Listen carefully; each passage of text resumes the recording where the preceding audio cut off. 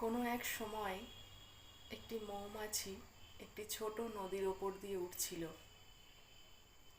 হঠাৎ তার একটি গাছের ডালের সঙ্গে সংঘর্ষ হয় এবং সে নদীতে পড়ে যায়। নদীর প্রচুর স্রোতে তার অবস্থা কাহিল হয়ে পড়ে এবং তখন সেই সময় আকাশে একটি ঘুঘু পাখি উড়ছিল। সে দেখল মৌমাছিটি আপ্রাণ বাঁচার চেষ্টা করছে এবং ঘুঘু পাখিটি নিচে নেমে এলো এবং তার সামনে একটি কুটো ধরলো।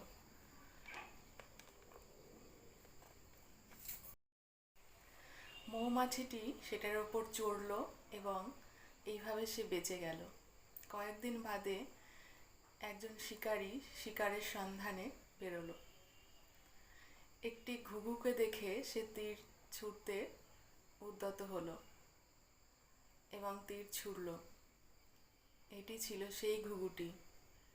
মৌমাছিটি সেখানেই ছিল এবং সে শিকারীটিকে সজোরে হুল ফোটালো। লোকটির লক্ষ্যভ্রষ্ট হলো এবং ঘুঘুটিও রক্ষা পেল।